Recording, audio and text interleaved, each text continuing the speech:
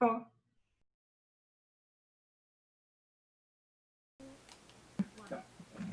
Hello and welcome to Ephemera! I'm fantasy author Katie Brisky. And I am editor Jen R. Albert. And welcome back to Ephemera, Toronto's speculative fiction reading series coming to you live through the magic of technology, which is very, very speculative indeed. We hope the past month has treated you well, and we hope that you are ready for an awesome night of readings. Now, I hope someone can tell us what our theme is. It's hope. And we would like to start tonight by acknowledging the land on which Katie and I live and work is the traditional territory of many nations, including the Mississaugas of the Credit, the Anishinaabe, the Chippewa, the Haudenosaunee, and the Wendat peoples, and is home to many diverse First Nations, Inuit, and Métis people. The land is covered under Treaty 13 and is part of the Dish with One Spoon. This past week marked the 30th anniversary of the Oka Crisis, the 78-day standoff between members of the Mohawk Nation and Quebec Police, RCMP, and eventually the Army. The conflict began in Kanesatake, an Indigenous settlement near Montreal, which had been slotted for construction projects, including a golf course. But the conflict lasted far longer than those very public 78 days. The Mohawks of the area have been struggling to have their land recognized as theirs since the 1760s. And this continues still. In a commemorative ceremony last week, Mohawk activists highlighted the fact that land disputes in the area are still unresolved. And development continues around this area today, with urban sprawl encroaching on the territory. And some of this conflict of 30 years ago was reflected in the pipeline protests earlier this year.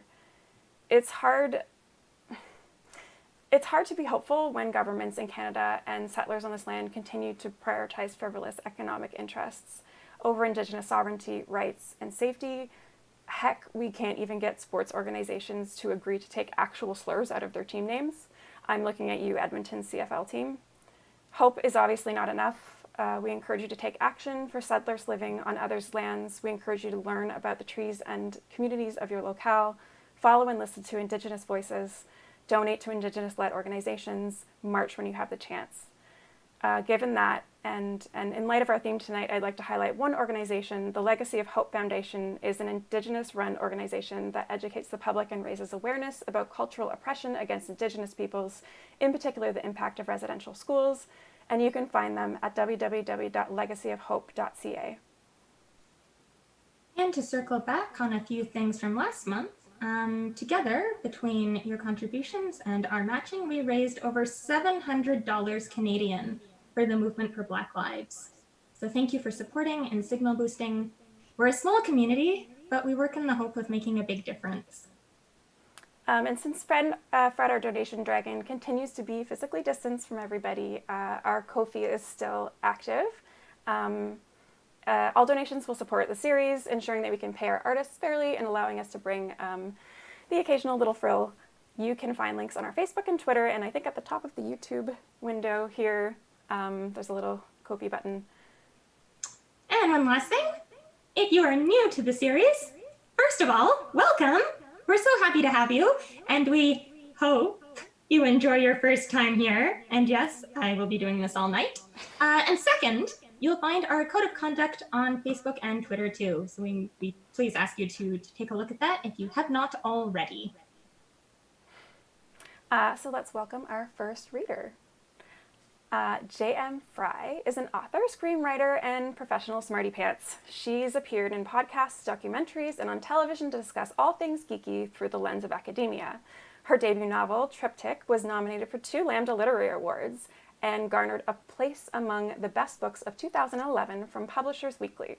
Since then, she's published the Accidental Turn series, a quadrilogy of meta-fantasy novels, and the Skylark Saga, a steampunk adventure duology. Her Wattpad exclusive queer Regency historical fiction novel, A Woman of the Sea, was honored with a Wattie Award in 2019, and her feature film, To a Stranger, is currently in pre-production with a Toronto production house. Exciting. Her life's ambition is to step foot on every continent. Ooh, even Antarctica. Only 3 to go. J.M. Frey. Hello, everybody. Thank you for having me on. Thank you, Jen. Thank you, Katie. So I guess I'm just supposed to dive right into this. So I'm going to be reading a short story from my collection, Hero is a Four-Letter Word. And I had some trouble finding something for the theme of hope, not because my work is hopeless, but because all the hopeful parts of my work are the spoilery parts of my work. So what I've done is I've kind of mashed different parts of this short story together to make something that's compelling and hopefully ends on a hopeful note. So here we go. The first thing that Arthur Pendragon, the once and future, well, nowish king, did upon his rebirth into the world at the moment of Albion's greatest need was to open his shriveled red mouth and squall out, "Oh, hell no!" Which startled his mother quite badly, you'll understand, as she just put him to her breast for his first little feeding. She shook her head and glared at the ivy needle in the bend of her elbow, ignored her new son's outburst, and went about her task.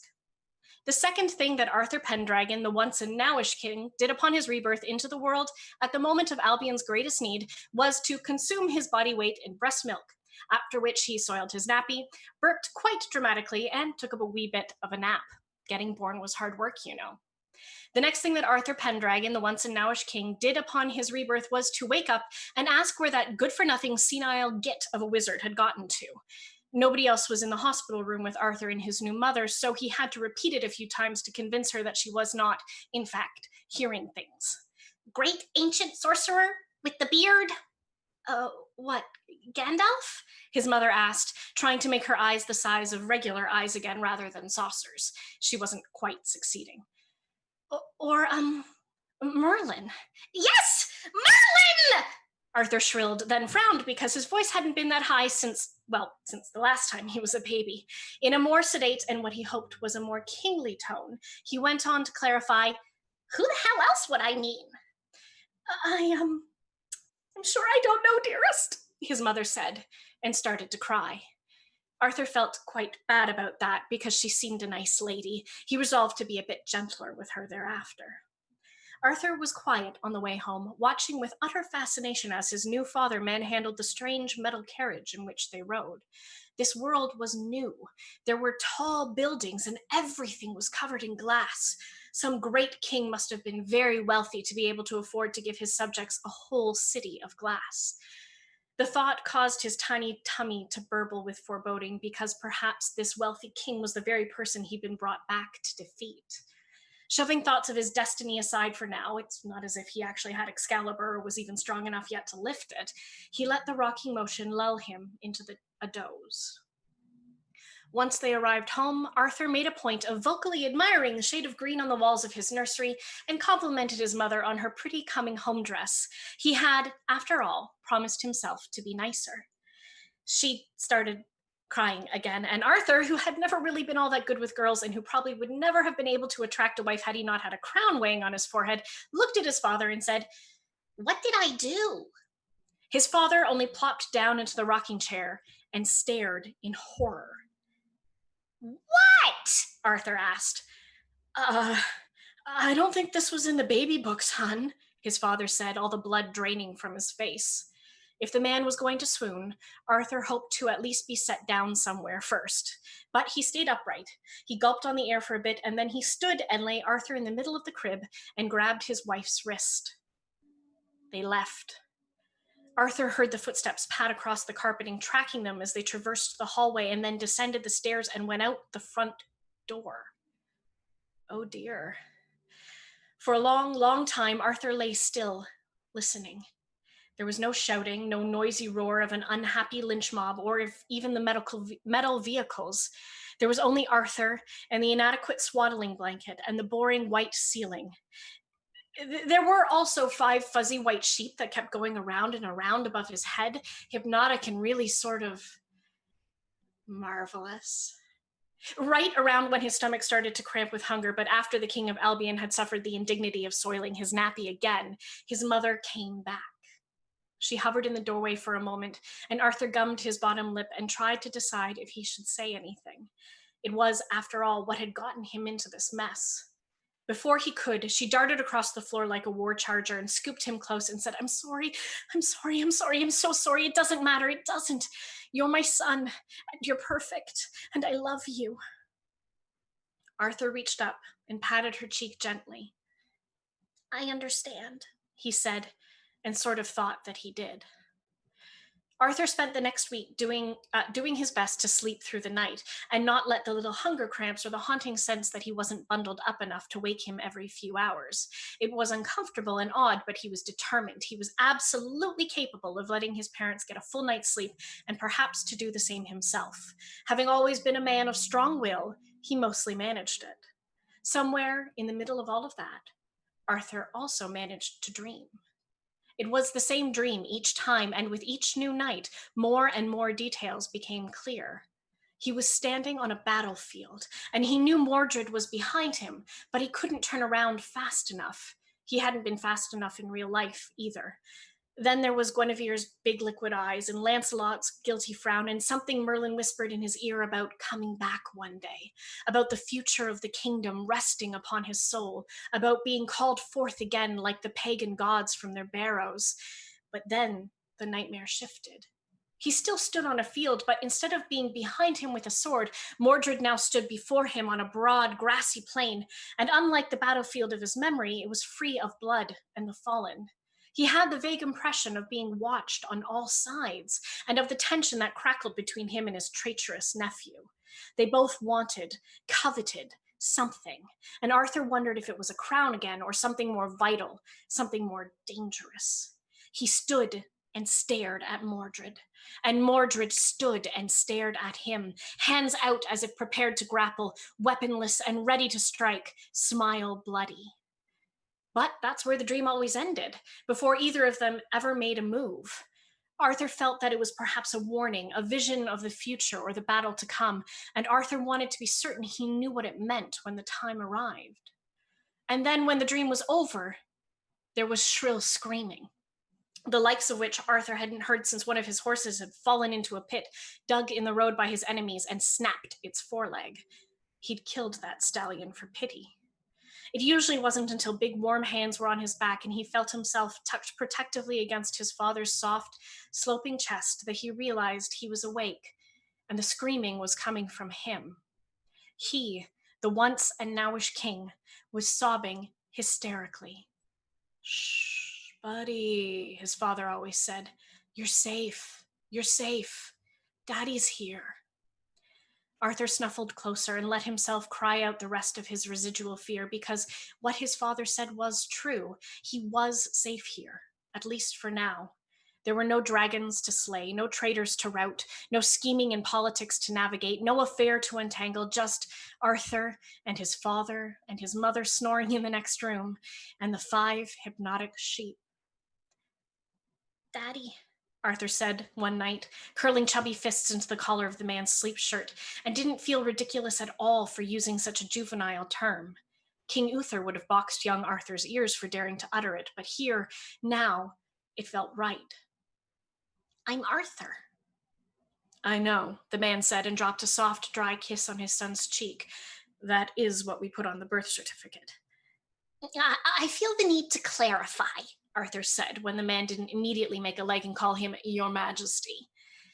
Clarify what? Arthur's father asked. My name. I'm not just any old Arthur, though I'm thrilled that the name has gained such popularity. I am Arthur, King of the Britons, uniter and ruler of the land of Albion. You do know me, right? Right. Yes. I mean, of course, King Arthur, Quest for the Holy Grail, Sean Connery, myths to make the Welsh feel better about themselves, all that. Arthur furrowed his chubby brow as best he could. All of him was chubby right now, and it actually was slightly annoying. It was hard to be taken seriously when one was so damnably cute. Sean who? Actor, played King Arthur in the films. The thought that he had passed into history had been certain to Arthur. He had already been a great historical figure while he lived. That he would pass into legend was a possibility, though he hadn't enjoyed the idea that he might be forgotten as a real person. To find that he had become a myth hurt in ways that Arthur couldn't directly pinpoint, but he thought might have something to do with the idea that all of his bloody and hard work had been reduced to the sphere of an epithet, and all the people he'd known and loved had been distilled into archetypes and cliches, ghosts of themselves. But to find that there had been a film? Ugh, horrifying. To take his mind off it, he asked, "What exactly is wrong with Albion, anyway?" Albion? "This land. I united it. I ruled the whole island once, you know. Don't tell me somebody let it get all split up into different kingdoms again after all the hard work I did." It was split for 1,000 or so years, his father said. But then Scotland and Wales and part of Ireland got sucked back in, and there were wars for a few centuries about all of that too, and now it's all mostly united again. The United Kingdom of Great Britain and Northern Ireland, though we just say the UK now, son. Oh, but I guess there's the colonies too, only they're not all colonies anymore as we become more of a commonwealth, and Arthur coughed, and his father trailed off. Not a kingdom anymore, but an empire. Arthur felt overwhelming responsibility pressing strangely on his little shoulders. Perhaps it would mean that he would be less prepared when the hour of need came, but right now Arthur wished that he could have had a childhood like the last one, oblivious of his destiny and happy in his innocence. "And?" Arthur asked when his father didn't go on. It's scary, buddy. We didn't ask for our son to be the reborn right-wise king of England." "I didn't ask to be reborn."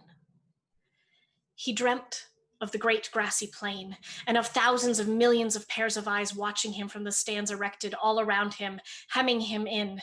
The tourney field was a tourney field of some sort, but it was bisected at its narrowest rather than with a rail across the length. This was not a jousting pitch. That it was a place for fighting, he knew, but what kind escaped him. He and Mordred were both dressed in a ridiculously flimsy pair of uniforms, with thin boots and shin guards and shoes with spiked bottoms. Mordred wore the color of blood, but Arthur wore a white uniform quartered by a red cross.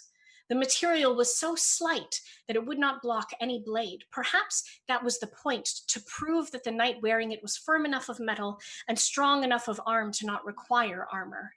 The people in the stands around him blasted their disapproval of his inaction into short, obnoxious trumpets, and the sound filled the grounds with the angry buzz of disturbed hornets.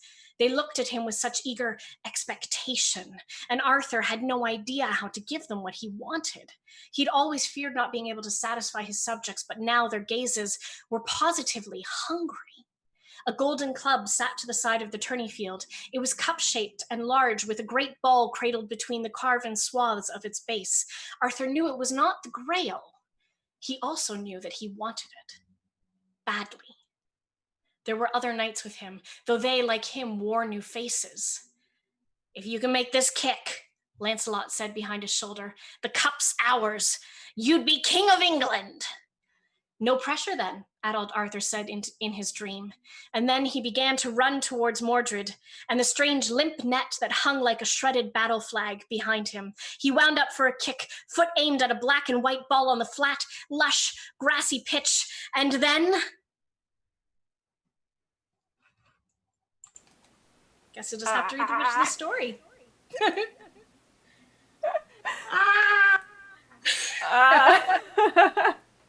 That's very clever, and I'm very here for it. Oh, thank you so much. Thank Cruel, you. but clever. I couldn't help thinking though, as you were reading that, it would be interesting to take the story into the post-Brexit era. Yes, I definitely wrote this pre-Brexit. Yeah, for sure. Yeah. Thanks, Jez. Okay, You're welcome. so our next reader is... Wait, yes? reader? What's our performance this month? Our structure is usually reader, performer, reader, reader. You know that. You love structure. I do love structure, but I also love surprises. You do. It's true. Uh-oh. So, our next reader is... We have a performer, right? Just... It's a surprise. Okay. Okay. Our next reader is Kerrie C. Byrne. Kerrie C. Byrne is an autistic, queer, and non-binary writer/cat person living in Toronto, Ontario. Their other work is forthcoming and/or published in This Magazine, Kaleidotrope, The Thames Review, and others. Otherwise, they can be found working tirelessly on Augur Magazine as publisher, I know that, or writing self-serving flash fiction about their favorite D&D character. You can find them on Twitter as @Kercoby, that's @KERCOBY. All right, Kerrie, it is all you, my friend. Great, thank you, Katie. Just to check, you can hear me? Yeah, okay, cool. So I'm going to be reading a piece called The Doors That Do Not Open, a quiet can-spec, and please take that word and make it happen. I feel like Gretchen Wieners with can-spec, piece of fabulism. And it's being published in the July-August edition of this magazine. So I started this story when I was very young as just a conceit for an online roleplay community on Gaia Online. It was essentially at that point about just a group of depressed early adults who suddenly had imaginary friends. When I was older, though, I started writing short fiction. I came back to it and I used it to start playing with my feelings around coping mechanisms for trauma and the beauty and the value that coping mechanisms bring, as well as the freedom that comes when we realize that they've helped to heal us as much as they can. So I hope that you enjoy the piece. I always knew Elliot would leave. I was never under the impression that I got to keep him forever. And besides, I'm not that kind of selfish. Sometimes it almost felt like I should have chased him away early, kept him from wasting his time on me. But what do you get out of this? I'd ask sometimes, smiling so he wouldn't think it mattered. That's not what this is about, he'd say. And I would almost somehow fall in love with him. But not quite, because that's not what it was about either. By the time I hit Oslington, the storm is a blizzard. Cars crawl beside me. I wrinkle my nose at their tires and picture how things will work when cars fly. Surely, with so much space in the sky, people will get where they need to go then. I haven't walked this part of the city in a long time. I don't know the shops, too cool, too expensive for me, and the restaurants have shifted, some closed, some new, some that seem a block or two off where they should be. Most of it is probably me. Everything is changing year after year. The city disorients me these days. We can't choose when people leave us, but I thought Elliot would leave when I met Mac. Mac was some kind of fairy creature. She worked at a bar in the Junction at night and volunteered by day. Her leftover time was poured into painting. Canvases on canvases choked our hallway and spilled through rooms and never got put away. Sometimes I'd come home in the evening and Elliot would be sitting quietly, watching Mac work, her hair tied up, a glorious halo of matted chestnut. I would join them, watching the way her shoulders worked as she moved colors across canvas. Always making something. What there was never enough for Mac. When she left those paintings too. The wind bites my cheeks when I hit Bloor. I feel smaller in the snow, like a Christmas Village figurine. I peer east, wonder what this stretch of street will look like in 10 years. Mac once called Toronto a city of ghosts, full of memories of beautiful buildings that were deemed worthless. Elliot wasn't interested in things like buildings and developments.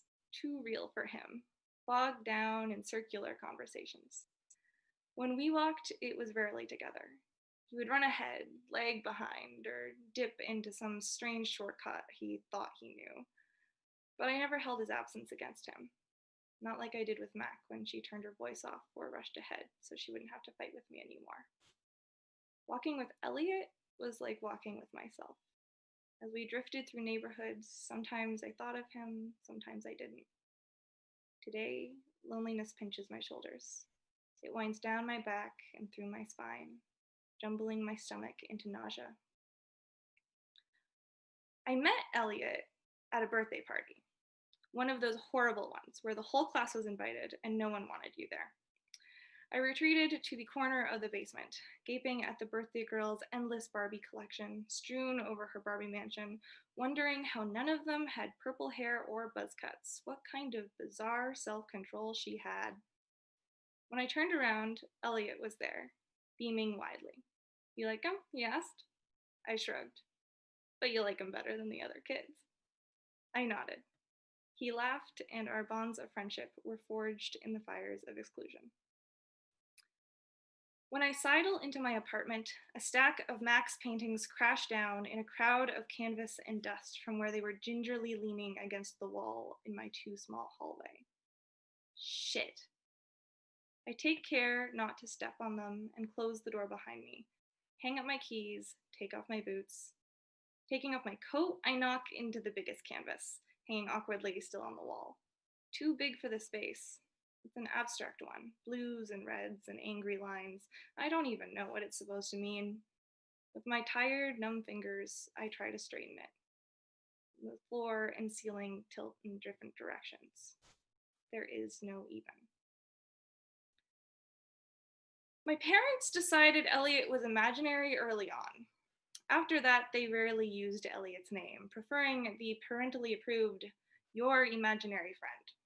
Or, when they were feeling peppy, "Imagination Boy," like he was a superhero. When they did use his name, it was with a not so sly raised eyebrow at the other parent over the dinner table. "How was Elliot today?" they'd ask, the sound of it wide and foolish. Later, when I was old enough, it became, "Remember Elliot, your make-believe friend? That was so fun, wasn't it? He had such a great imagination."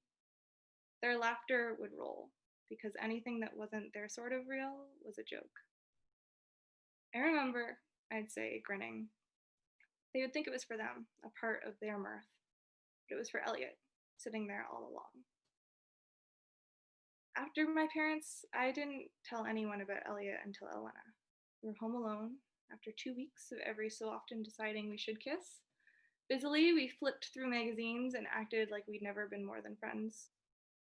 Elena knew things about feminism and politics, and I was very sure that I loved her. So I told her, and she stopped kissing me. She stopped everything with me. I bought Mac a ring on our 2-year anniversary, just a slim band of gold. When I gave it to her, she cried and wouldn't let me promise that I'd eventually get her a better one. She put it on and didn't take it off until the day she left, and I found it on our kitchen table with a note that said, "Thank you." No, we drifted apart, or it's just not working. No follow-up emails or calls, just a text that asked me to not get in touch, to let us mourn apart. My first real relationship and my first real breakup, neither went the way people say they should. You don't want to marry your first, you don't want to leave without a word. I felt at the time like I deserved more. A screaming match, a thrown plate. But I hadn't listened when we were together, so I listened when she was gone. I gave her silence, hoarded her paintings, and retreated to baths where I ducked underwater and surrendered myself to a world where every sound was distorted. Elliot came around often then, and I treated him poorly. Some days I curled around his arm and wept into his shoulder. Others I ignored him, playing video games, pretending I was alone, and then covertly glancing over my shoulder to make sure he was still there. Of course he was. Until then, I'd spent all my time dreaming up beautiful futures, where Mac and I bought a house deep in Ontario farm country. We were supposed to have 2 dogs, fancy appliances, visits from parents who told us how proud they were, how good we were. We spent long nights skin to skin where I murmured those stories to her. But futures weren't enough while I held the present hostage. Mac knew. She couldn't see or hear Elliot. I'd never spoken a word about him, but she felt him in our home, in conversations and dreams. She used words to describe me like distant and silent, and I disdained her for it. She couldn't control me or the relationship she never knew I had. No one deserved that much power. It wasn't until after Elliot was gone and I let myself be lonely instead of angry or scared that I realized it was never about control. At least, not for her. Home is musty and frigid. I fumble with my extra heater. It's huge, half the length of my galley kitchen. I kneel on the crumbling tiles of the floor, turning the knobs futilely. It took 5 years to accept that utilities included meant you will freeze, and Elliot finally convinced me to buy the damn thing. I figure out which knob is the fan and which is the temperature, and that just because the light is on doesn't mean that it's running yet. The heater sputters to life, feeding putrid plastic warmth into the air. I sit at the table, my coat still wrapped around me, and let the heat seep into my socks. Elliot came and went through doors, but not like the rest of us. You'd get the sense of a passage opening and then a sudden bareness. He lived somewhere between two states, there and there. Elliot was in every moment of my life. When he wasn't there, I was waiting for him to be there, and waiting was horrible. Suddenly, I was a child again, peering down the street to watch for their friend's family's car. Without him, my life paused, and I spent my time hiding in corners with books and Game Boys. With him, I flew through neighborhoods, collecting memories of whole worlds excavated in backyards and schoolyards. Unpredictable was the word thrown around by my guidance counselors and teachers and adopted by my parents. I never knew where he went when he was there. I spent long hours asking him if there were other children he took care of and if I could have him to myself. But even when questioned, he only smiled that Elliot smile, changed the topic with such ease that I wouldn't notice until hours or months or even years later. When I showed concern, he guided me away from my worries and into a sense of comfort that lasted as long as he was there. For a while, around 13, I tried tailing him when he left. I was certain that if I could follow him to there, I'd prove that I was important enough to stay for. But the way he moved through space wasn't available to me, and halfway down a street he would be gone, and I would be standing alone, absent-minded and disoriented. A tempestuous murr sounds from the floor, and the blunt force of a cat's head hits my shin. Okay, I say, like the cat is a person. I dig through the cupboards where I never put anything away right until I find the scoop and food. Mac left the cat like she left the paintings. We adopted him together 1 year in. She thought I needed the company, working from home. He's 8 and feisty and loves me probably more than anything ever has before. At first, I thought her leaving the cat was irresponsible. It was her choice to get it in the first place, I told Elliot often. What could she have been thinking? What if I gave the cat up? What if I forgot about it and it died? How would she feel then? But at night, it curls up on my chest and purrs into the quiet dark. Sometimes when I can't sleep, I nestle my fingers into its fur until I do. I don't resent Elliot.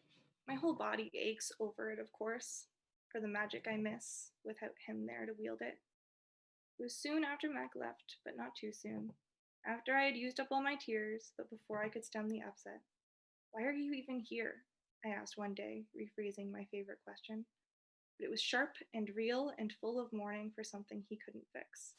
It sliced through some invisible line between us. Suddenly, I couldn't feel the flutter of his heart when he was in the same room. His voice echoed, filled with static. I hadn't known that I carried both of us inside of my chest. Pushing him out had taken so little effort, but without him, my ribs felt empty. I'm not sure, he said, smiling, but a smile that we both knew couldn't fix what I'd done. Not like the usual smile. I'm never sure why or how I'm ever here. I'm just here when I can help, Fair. He gave my arm a squeeze. That night, he left through his mysterious door. I lay in bed watching the shadows eat the light on my ceiling, and his absence filled my room. I haven't tried to find him since. I know better now. His door is one of many that will not open for me. I brew some tea to the sound of the wind hitting my weak little windows. Cup my mug in my palms, pull it close for heat, and go perch on the couch. Through the evening, I've stacked Mac's paintings across the floor of the living room. There's something adult about the loneliness that sweeps across them, etching itself in my hands as I picked each one up. Like the first time you clean your own skin knee. The paintings become 2 stacks, mail and throw out. Some of them Mac left too quickly to take, but I know she loved them. Those go to her. No note, no call, nothing of me, just what's hers. I wrap the others that need to be mailed. One's meant for nieces, parents, friends. I have their addresses. The wedding list will come in handy now. It'll cost a fortune, but the space is worth it. They'll go tomorrow. The others she hated. Some have wild slashes of dark paint across them, made into something they were never meant to be, cursed by disappointment. These I take downstairs in armfuls. One gives me a splinter that I have to tug out with my teeth. I suck on the wound where it wells with blood, and I notice one of the smaller paintings, blotched with a mark of failure, but edged in with beauty. I run my good fingers over it, feel the texture, the way the colors meld. It almost means something. So when I'm done, I take it upstairs with me. The snowflakes that landed on it melt, and it glistens in the yellow light of the apartment stairwell. I'll put it up amongst the rows of empty nails, one small thing, and it will be beautiful. In bed, I imagine building an ice castle. Just me in a wide open valley, carving bricks and placing them one on top of the other, until there are gleaming walls and turrets and ceilings and doors. When it is done, I shiver, nearly frozen, cheeks pink, fingers numb, nonetheless in awe of what I've made. And though my trembling hands can barely shape the ice, I start to form a handle. Thanks, everyone.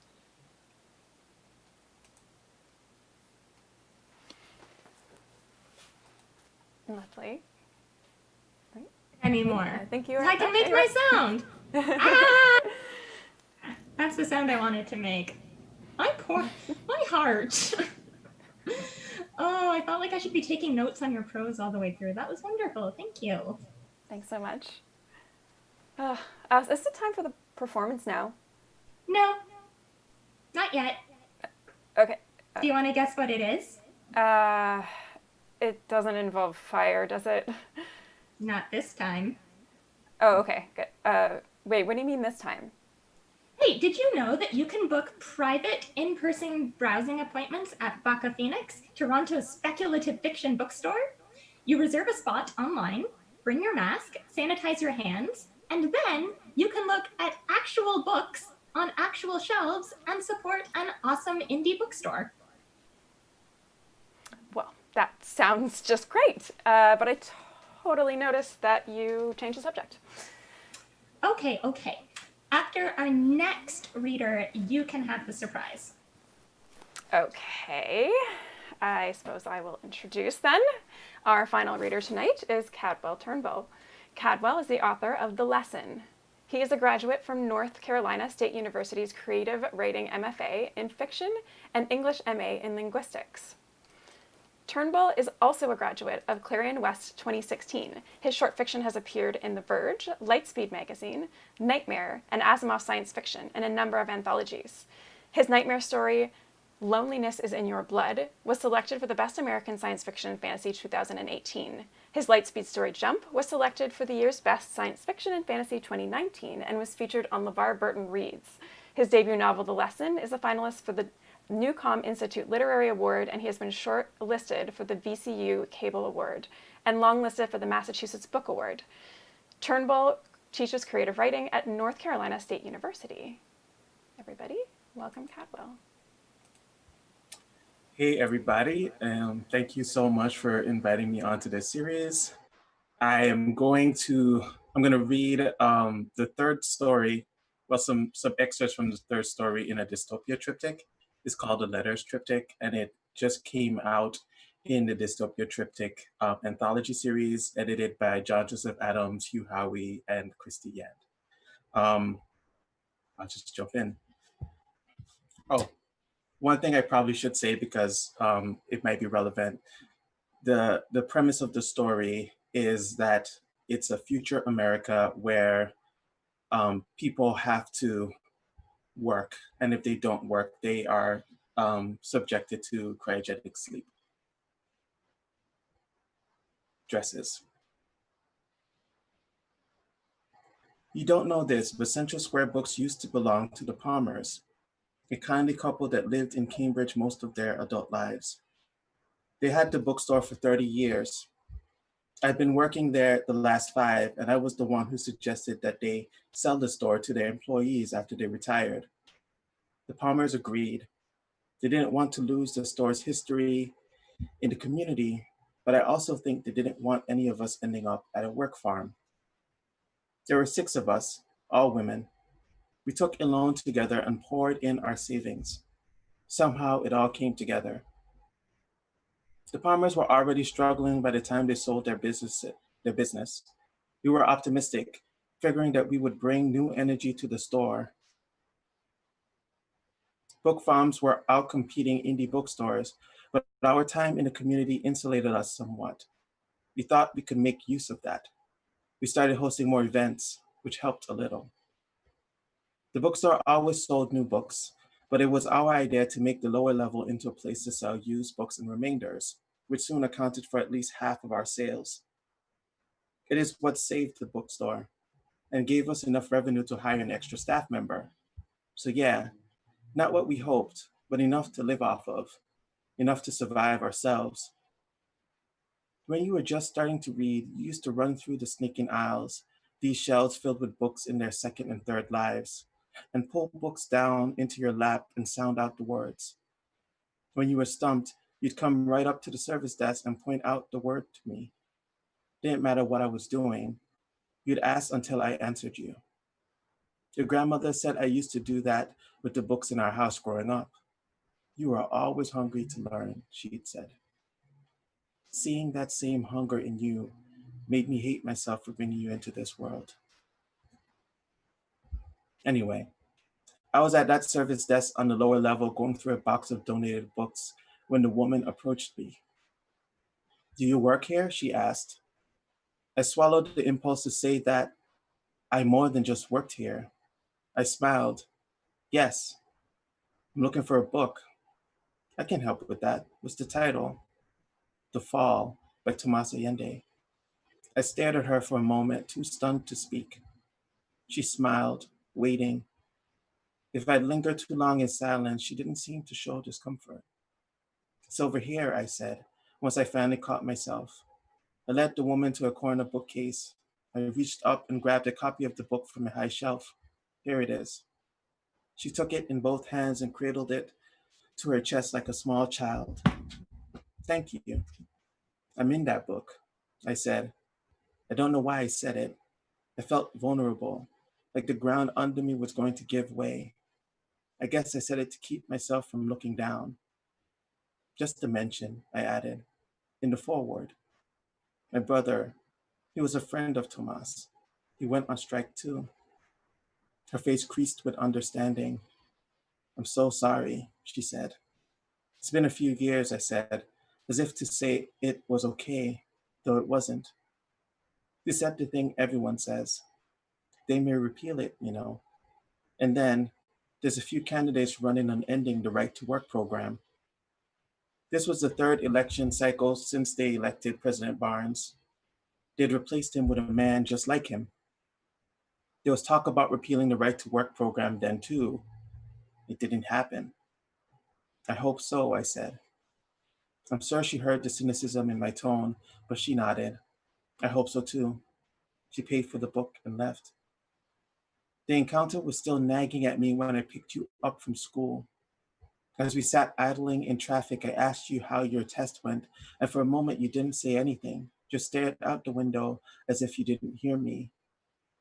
How bad? I asked. C-, you said.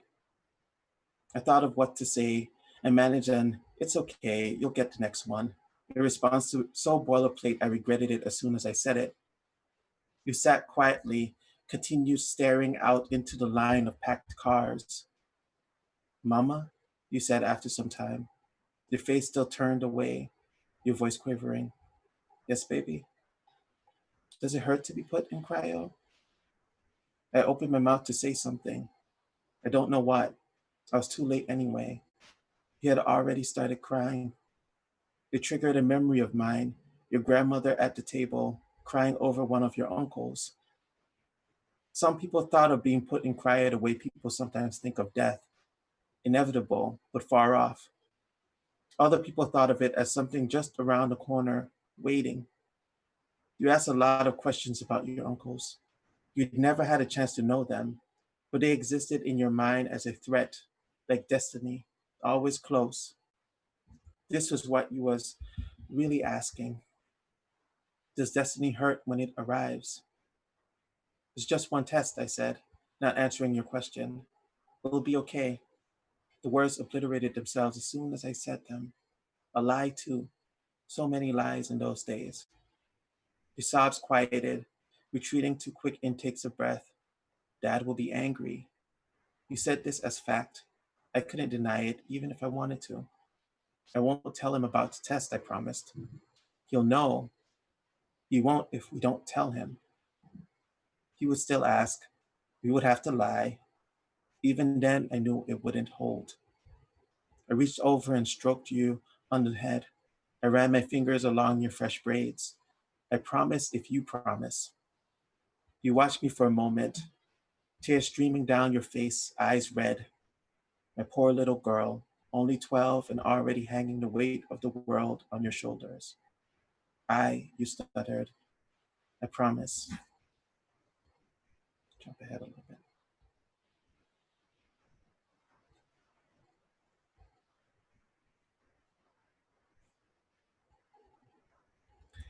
I want you to stop pressuring her, I said. We were in bed with the lights still on, the door closed, so you couldn't hear us. I need her to do well. There's no half-assing in this family. I don't want to paint your father in a bad light. He was a chief design officer at a tech company, successful in a world where reward for success was survival. He kept his hair short, his face clean-shaven, his clothes dry cleaned. He stood tall, a beacon of post-right-to-work America. Everything they wanted out of a citizen. But at home, he was a loving father and a good citizen, and the dual parts of himself were at war with each other. He lay in bed wearing an unbearably white undershirt and immaculate navy blue pajama pants. He was turned to me, his head propped on one hand. Even here, he was playing the role, everything in proper order. No half-assing was also code for the argument we'd been having for many years. It looked different every time it came up, but I could sniff it out just the same. Nat's grades have nothing to do with my life choices, I said. He sat up on the bed, freed of pretense. You had 2 more years, Bella. Danny had just been sent to the fridge, and Rick was at a work farm a year away from going in himself. Did you go to school for them? He asked. What? The question caught me so off guard, my response came out of reflex. He repeated his question and then said, their life choices shouldn't have had anything to do with yours either, but here we are, and now Nat's failing. Fuck you, John. Your father sat up on the bed, surprised. Then he sighed. I just want our daughter to have options. I wasn't ready for him to back down. Unlike her mother, small businesses fail all the time, Bella. I want her to have stability. Most of all, she needs good models for her own ambitions. I want our daughter to be a climber. He said all of this with his hands up in mock surrender, like he'd said something apologetic when he'd actually done the opposite. I pushed because now I couldn't back down. We'd made it to the cliff. The only thing left to do was jump. What if she doesn't want that? What if she wants to live her life and be happy, not constantly climbing? That's not realistic. This world is not kind to mediocrity. But her father should be. The price is too high, Bella. I laughed back tears. It has always been too high, and we've made it worse. We keep making it worse. This is where we are. I'm not letting her get behind. This is where the conversation would always go. Meritocracy was impossible in our messy world, and the goal itself was grotesque. Merit would always leave someone behind. Someone had to be sacrificed, and everyone had to prove themselves worthy of not being cut open, gutted, bled out. The reward meant nothing without the threat. A carrot, a pit. I got up. Your father's eyes followed me as I left, but he didn't speak. I didn't care if he thought he'd won the argument. He'd lost me. In the living room, I opened my laptop and typed Anna Caravaggio into the search. I scrolled through her policy proposals on her website. Universal basic income, long shot, but admirable. Criminal justice reform, good. A community-based job guarantee, okay. I stifled the instinctual fear I got when I heard anything about guaranteed jobs. I read on. Highlights of the community-based job guarantee, participatory budgeting, communities deciding the jobs they need and community members deciding to fill them. Everyone has the right to choose the job they want. Everyone has the right to choose not to work for any reason. Hope stirred in my heart, but I stifled that too.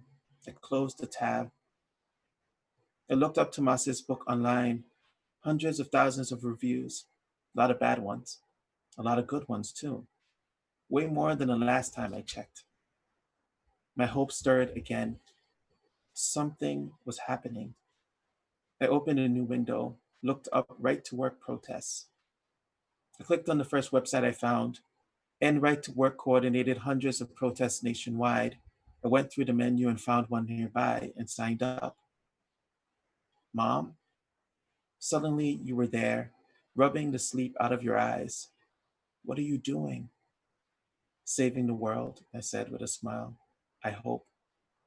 I closed the laptop and pushed it away from me, opening my arms wide. You came over and nestled into my arms and made the tiniest, sweetest sound. I want to tell you something, I said. You didn't say a word, but I could tell you were waiting. You're enough, right now, no matter what. You looked up at me with an intensity that was so much more than a child's, and it surprised me how self-possessed you were in that moment. What if I'm not? It's the world, baby girl, I said. It was never you. Thanks. There we go. I'm back. I'm invisible. I'm Everybody's back. invisible. Oh, Cadwell's also invisible now. Oh, What a great idea for a Wow. series, and fabulous, Definitely. fabulous reading. and so poignant at this time. All of our works have really spoken to our current conditions right now. And that's wonderful. So, are you ready I'm so for ready. a surprise? Yes, I'm very ready, definitely ready. Are you sure? Yes, I'm definitely sure. What about the audience? Are you also ready, audience? I hope so, because we won't find out until 15 to 45 seconds from now with stream lag. Yay! Streamline! Okay, so our performer tonight is More or Less. Since his first album out in 2003, Toronto DJ, producer, rap veteran More or Less has released multiple projects to critical acclaim, with years of international live appearances under his belt. On the local tip, Les is a member of the Canadian rap collective Byrne, working frequently with rap luminaries Ghetto Socks, Word Burglar, Swamp Thing, Jesse Dangerously, Fresh Kills, and more. On his rap releases, you can find Les spitting multisyllabic lyrical essays over true school beats on topics of a serious to geeky nature, from the sugar slave trade, smartphone obsession, and the deficit of BIPOC in entertainment media, to Klingons, comics, and of course, brunch. And some upcoming things that you should all know about. There is a new album by the Canadian rap collective Backburner called Continuum, which is coming out late this summer. We have a new solo album called The Human Condition, with songs about mental, emotional, and physical challenges that people face, coming out in early fall.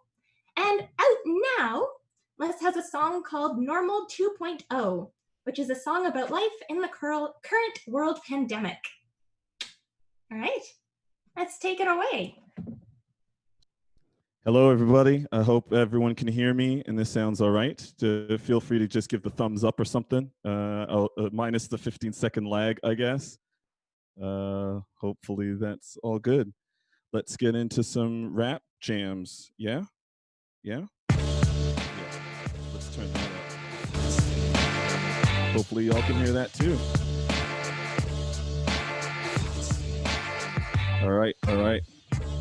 So I'm just going to rap about some nerdy stuff just to set things off.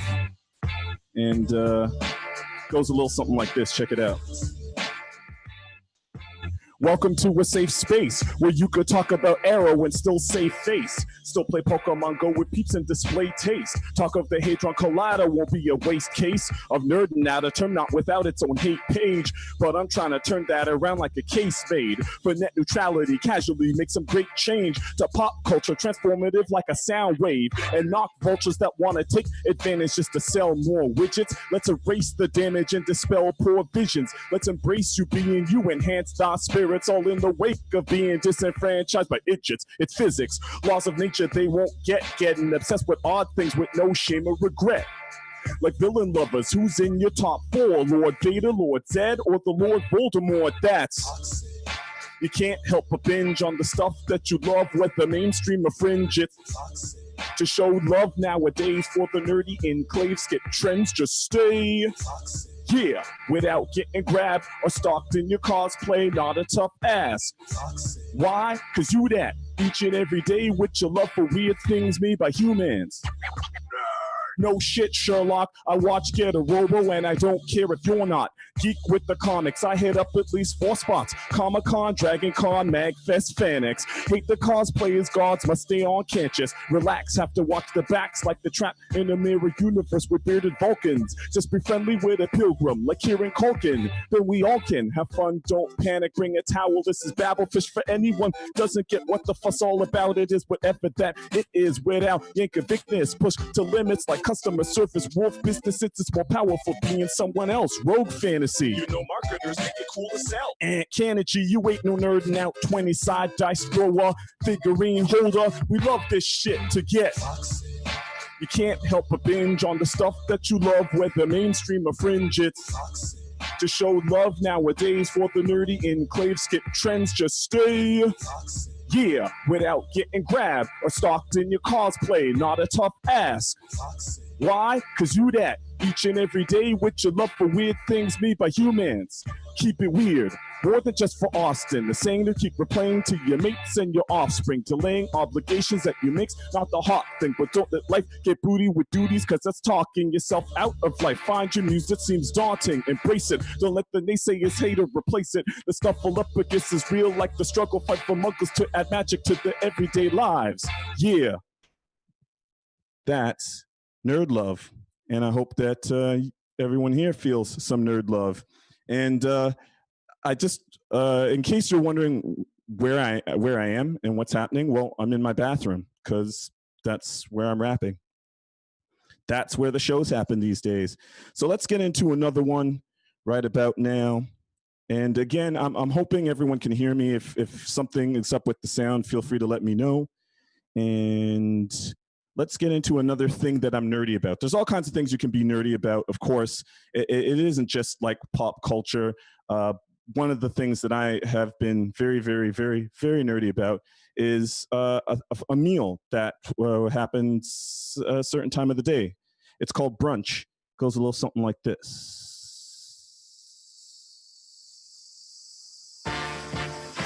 Yeah. I want you to more than once. Don't you front. It's all about brunch. More than once. Don't you front. It's all about brunch. More than once. Don't you front. It's all about brunch. Yeah, it's all about brunch. Even you in the back, y'all, it's all about brunch. 11 a.m. to 3 p.m. Usually on the weekends is when we blend. Like smoothies or omelets. Rappers think they're hard with the bad attitude. Still need to have food. Chill with the barking. Get friends, get talking. Get off your ass cause you don't do it so often. Get eggs, get coffee. Get salad, get off the carbs diet. Start trying protein if you want the muscles of Schwarzenegger without the cheating. Know that that's hard to do. Some foods be piquing your curiosity and insulin levels. It's like a roadblock thinking you need to go on special missions for good nutrition. Out your crib, you could get it from the breadings to the eggs Benedict. Nutritionists want to diss. I got my girl with this, so you ought to take notes. It might just raise hope to more than once. Don't you front. It's all about brunch. Try it more than once. Don't you front. It's all about brunch. Try it more than once. Don't you front, it's all about BBRUNCH. Shit is really great. I ain't got nothing against dinner or dim sum, but all shit, son, brunch is the winner in any meal battle with or without cattle. Let mass appeal rattle through speakers as I eat the fajitas. I peeped a few minutes prior. Chorizo will leave your whole mouth on fire. Release those beliefs so firmly trapped in your cap that you can only have egg products. That's a false fact from a false god. Peep salt card, treat locks hard. Drink a Caesar if you think having the hair of the dog that picture solve the problem of a head throb you got from drinking a whole squad the night before. Eat 2 waffles, might need more. Get hype before. Creme brulee, like the torch. Don't stifle yours. Life be short. Try explore. Some hype say poor. Find your course, knife and fork, and try it more than once. Because it's all about brunch. Or at least it used to be. I hope everybody that is watching this is doing well, wherever you are, apartment, home, cave, domicile, wherever, whatever. And maybe one day we'll be getting back into some brunch. And in the meantime, let's get into some more additional hopeful things. Let's see. All right, there was some mention earlier about D&D. And in fact, after this performance, I have to whisk my computer away to another room in my house to play D&D online. So this song is about that, and for all of y'all that are into that sort of thing. It's called Roll the Dice. It's the sing-along for the first part. Say roll, yeah, say roll that dice. Yeah, say roll that dice, roll that dice, roll it. Don't be shy, you can sit. Say natural 20. Say natural 20. Say critical hit. Say critical hit. Yeah, leave your preconceptions at home. Gather your friends for adventure your world's never known. Discover many realms, different zones. Roll the dice for the life you save might be your own. Leave your preconceptions at home. Gather your friends for adventure your world's never known. Discover many realms, different zones. Roll the dice for the life you save might be your own. My fools demon cool. No need to refuse what fools deem cool. Just get a team, get advice, get some tools. That's a pen, that's a sheet, that's some dice for your moves. 4, 6, 8 sides, 12 sides, 20. Your clique may fight hell types plenty in a faraway land where creatures dwell like many in your own realm. Except they're magic and they know elves. Read an ancient book and learn to shoot fireballs. Fight satanicals with power from a higher call. Bring a knife to a dragon fight might be wrong unless you're proficient with mystic weapons and foggy strong objects of power. Up in secret spots that you'll need to uncover to keep up with the evil plots orchestrated by a master. Your battles controlled but not predetermined. Learn what your earnings all in a roll. Leave your preconceptions at home. Gather your friends for adventure your world's never known. Discover many realms, different zones. Roll the dice for the life you save might be your own. Leave your preconceptions at home. Gather your friends for adventure your world's never known. Discover many realms, different zones. Roll the dice for the life you save might be your own. Say roll that dice. Say roll that dice. Say roll that dice. Roll that dice. Roll it. You can do it. Say critical hit. Say critical hit. Say natural 20. Say natural 20. Yeah. And that, ladies and gentlemen, is a song about D&D that you probably didn't think you'd ever hear, but guess what? That's what I like to do. Things you never hear. I think I have a little bit of time left. Let's get into this one. Okay, so this one, it's more like usually celebrating the situation of staying home. And I know that for some of us right now, that might seem like a very weird thing to do, but let's talk about that for a second. This song is called Ain't Going Out. So back in the day when we used to go places, sometimes you didn't feel like going places and you just had to tell yourself this statement. I'm staying home, holed up in my apartment the whole day, without departing. Chilling is my job and lounging is my department. And I do the gig with distinction. I'm usually out like a postman, rain, sleet, or snow. But this time, yo, I'm in like physicians. Doctor, who is what I'm watching? Brunch is what I'm eating. Berry smoothies are what I'm drinking. And hello, I ain't picking up my phone unless it's a social call. Telemarketers can step the fuck off. They're just wasting airtime like whack radio. Like a daisical is how I act as if I have spare time or a broken leg. And I'm entertained whereby I'm peeping at my neighbors with binoculars, concocting a theory that the guy across the way ganked his wife.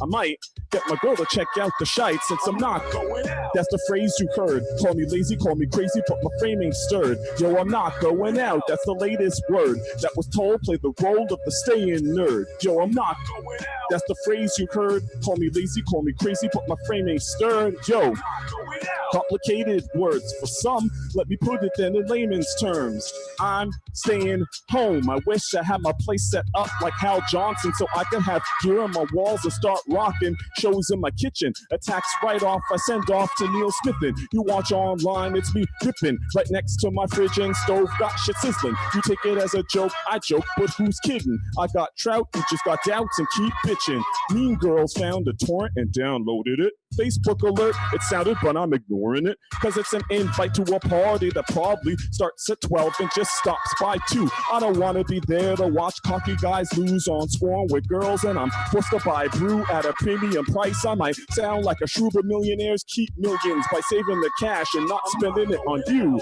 Phrase you heard, call me lazy, call me crazy, but my frame ain't stirred. Yo, that's the latest word that was told. Play the role of the stay-in nerd. Yo, that's the phrase you heard. Call me lazy, call me crazy, but my frame ain't stirred. Yo, complicated words for some. Let me put it then in layman's terms.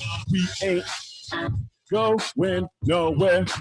We ain't going nowhere. We won't go out now. We'll just stay home tonight. We ain't going nowhere. We ain't going nowhere. We won't go out now. We'll just stay home tonight. I'm staying home like I work freelance. Asking my girl what you think of these pants. Cause they're soft things with drawstrings that rub the floor a lot. Don't get too close because you might get shot. The response to this, a quick poke in the ribs. That's what I get for trying to homeschool. Don't you know I'm trying to teach physics in between naps and raps. Occasional back rubs and soaps in the back. We ain't going nowhere. We ain't going nowhere. We won't go out now. We'll just stay home tonight. We ain't going nowhere. We ain't going nowhere. We won't go out now. We'll just stay home tonight. Dance in your bathroom. Dance in your chair. Dance in your living room. Dance in your kitchen. Whatever you feel. Yeah. It does sometimes feel a little weird to be rapping in the same place that I take showers and brush my teeth and, you know, that sort of thing. But I got this cool disco light happening, so I might just leave it in here. You never know. You never know. Okay, I think I've got one more. It's time for one more, possibly. Yeah, I think so. Yeah. All right. Cool. So this one, you know, let's leave off with some hope. And so a quick brief story. So I'm a big fan of Doctor Who. For those that don't know what that is, shame on you. It is a science fiction show. It is actually the longest running science fiction show that exists, because it started in November 23rd, 1963, and is still running to this day. And it's been mostly about a male lead, a character named the Doctor, who travels through time and space and picks up companions along the way. And one day, the creators of Doctor Who decided that they would switch things up, because every once in a while he regenerates into a woman. I expressed joy about this, like interest, you know, let's see what happens. It's a nice change. Let's see what's going to happen. And then all of a sudden, a bunch of people online were just slagging just slagging the whole concept situation. People that weren't even my friends on social media were on my social media page complaining about their little complaints, and who cares, because it's cool, it's happening, and it's dope. So I made a song about it, about change, about evolution, about hope, and it's about the regeneration into that doctor, and it's called "Oh Brilliant" because it's the first thing that she says when he regenerates into a she. So, oh, brilliant. Here we go. The change, not in a title or in a name, just a pinch more serious, furious like some flames that'll burn away the past in a way you can't explain. Anticipate or calculate at a rate that's insane. So, oh, hold up. Sorry, here's the problem. I have a fancy smartwatch, and it just told me that I reached my running goal for the day because I'm doing a lot of this with my hand.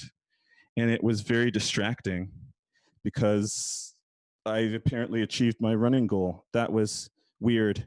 Let's try that again. Hope, y'all, hope. Hope I get it right this time. The change, not in the title or in a name, just a pitch more serious, furious like some flames that'll burn away the past in a way you couldn't explain. Anticipate or calculate at a rate that's insane for the average mind to follow, but follow I'm not the same. It's tomorrow that is my main concern. Rearrange these earned levels of claim that weren't treasured in its lane. I won't tether my name to your gender belief systems or expectations, and hating on me is time wasting, cause all my life there's really no expiration. You're facing not a character, more force of nature. Make statements with my actions. If your reactions crisis awaiting, then you're the perfect candidate to see what is about to happen. That should have happened sooner. Just losers lament the passing of an era where they had more control. Now the terror that they'd extol is an error. Reshape them all, yet just weather the gale. Or don't, cause it's coming, come hailers. No rain or meteor shower. Yeah, it's power that always fought for. You could scour a universe not new to hurt, and do you hurt, endow you with legitimacy. The listen peeps would use that word empowered. I'll use regenerated. Yes, you could celebrate it. I want us elevated. Since rejecting the fate of a hellish making. That old style was wow, but the new one's in advance. The universe is calling out, and this here is the answer. Change is never easy, believe me that it's a given. But what's to come is better. Forget all the hate and ignorance. Forever remain clever, just weather whatever difference in gender, race, stay resilient. Oh, brilliant. Change is never easy, believe me that it's a distance. Presents are coming better wherever we want a distance. Remember these gender, but stay resilient. Whatever remain resilient. Brilliant. Change is never easy, believe me that it's a given. But what's to come is better. Forget all the hate and ignorance. Forever remain clever, just weather whatever difference in gender, race, stay resilient. Oh, brilliant. Oh, brilliant. You're supposed to say it at this point. Oh, brilliant. Oh, brilliant. Oh, brilliant. Oh, brilliant. Oh, big finish. All right. Thank you very much for your attention. Thanks for checking this on out, and thanks for checking out the reading series. My name is More or Less, spelled with one S. You can just find me on social medias everywhere. Just type that name out, 3 words, 1 S. Thank you very much. Have a good night. Thank you so much, More or Less. No problem. I was dancing in my seat. Definitely. Awesome. Quite a lot. I have lost my thing though, but Jen, did you like the surprise? I did like the surprise. That was an amazing surprise. The best surprise, really. That's In good. a Keep really stalling great for way. time because I'm trying to find it. I found it! Never mind. Keep stalling. Conclude I this know the month's gist of- event. Yeah, that's a thing. It's loading because of the don't- internet. I hope it goes soon. I think I Don't remember what I was supposed to say. Forget. Basically, until it is safe to return to our beloved home at the Glad Day Bookstore, we are going to be continuing to bring you Ephemera right here on the YouTube, continuing to claim the 3rd Wednesday of every month. So for August, that would be the 19th. Yes, And the 19th. our theme is to be determined. Until then, don't forget to follow us on Twitter, Facebook, Instagram, at Ephemera Series. And please subscribe to this YouTube page because we need your follows here. We'd like to thank the Ontario Arts Council for their funding, assistance, and Gangway Theatre Company for help with our performances. We'd also like to thank our readers, performers, our friends, our families, and all of you for coming out. Thank you for continuing to make this a really nice spot to hang out and hear cool music and art and hear wonderful stories. So, Thanks for all your comments, and we'll see you next month on August 19th. bye. See you in August. Bye!